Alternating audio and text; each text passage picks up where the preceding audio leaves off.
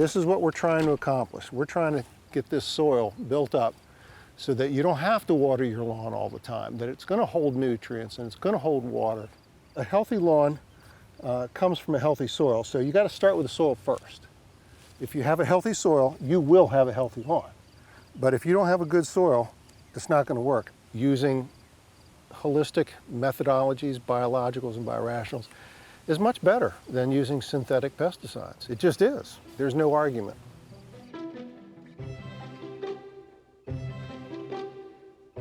I was dating my wife at the time who lived in New Jersey, and I was driving back to Maryland, and there was a hitchhiker on I-95. I asked the young man, I said, "How far are you going?" And he says, "Well, I'm a student at the university." I said, "Oh, how far up is that?" "Yeah, about a mile." "Okay, I'll take you up there." And I saw the campus and I fell in love with it. I went home and told my dad, I said, "Yeah, I think I'd like to go to the University of Delaware." My major was in what's called agronomy or plant science. When I got through 4 years, I didn't really feel qualified to do a whole heck of a lot. So I decided to go to graduate school. First office in Damascus was my house. I went around and talked to my neighbors, told them what was happening. I'm starting a business. This will be temporary, but I want you to know there'll be vans parked here. If it's okay with you. If it's not, I'll find an alternative. Not a problem. None of the neighbors had an issue. It was a wonderful neighborhood anyway. I mean, everybody knew everybody. It was a dead-end street. Good neighbors.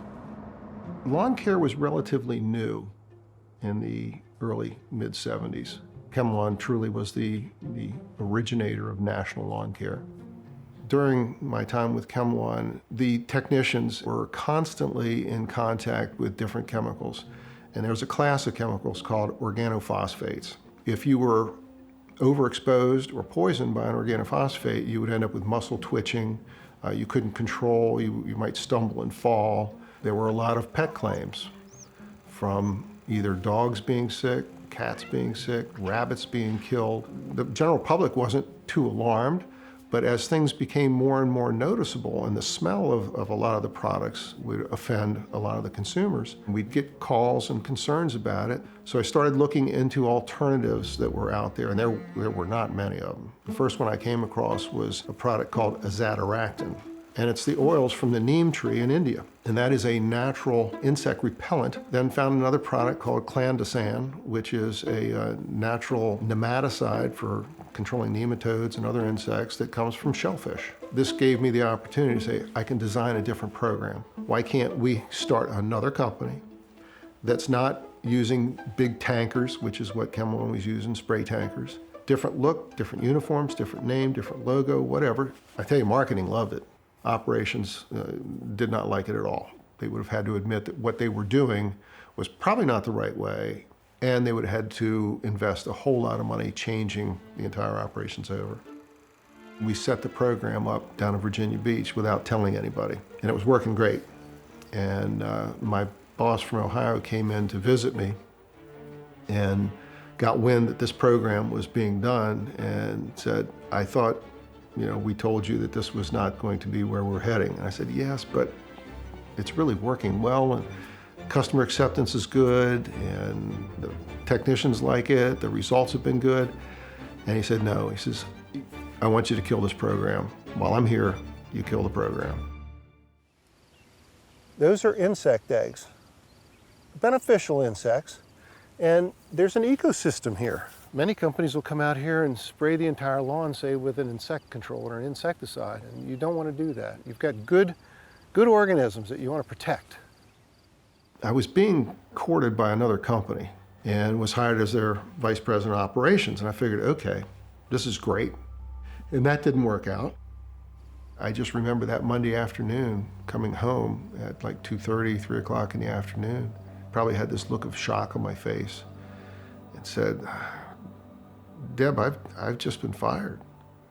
And she almost never missed a beat. She turned around, she says, "Good then, I guess you can go to the teddy bear picnic with me tomorrow to go see your son in his parade," whatever it was. And I went, phew, that's exactly what I needed to hear, that it wasn't the end of the world. Then called my brother probably later that night and told him what happened. And his response was similar. He says, man, he says, Phil, that's great. He says, now you can do something on your own. You've always wanted to do that again. And he says, and I'll help you. So I figured that, all right, let me do this. And if I believe it that strongly, then it'll work. I sat down and wrote a business plan and a program that was the foundation for Natural Lawn of America. I let my friends know what was happening. One of my best friends came on the program. He wanted a discount. And I'm going, Gary, I'm trying to put food on the table here.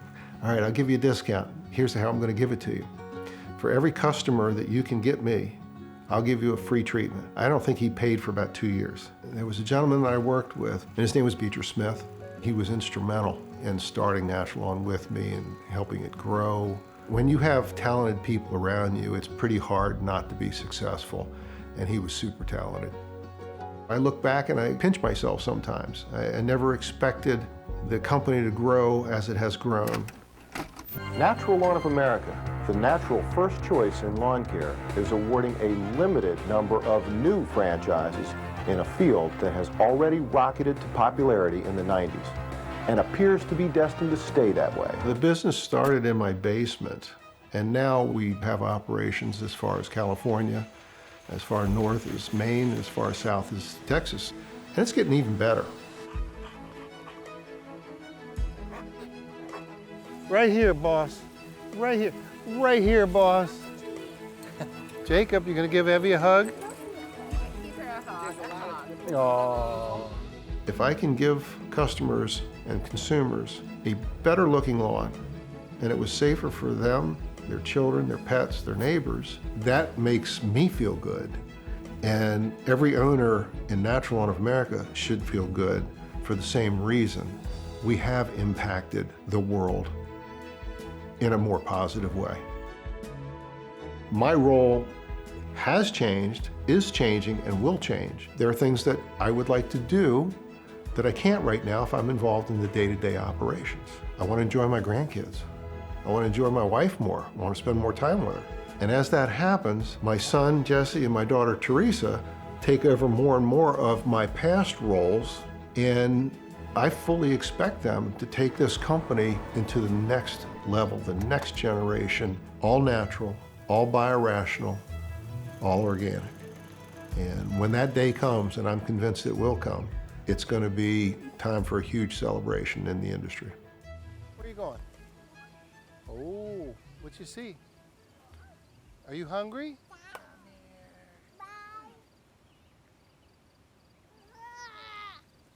Jacob, Thank you.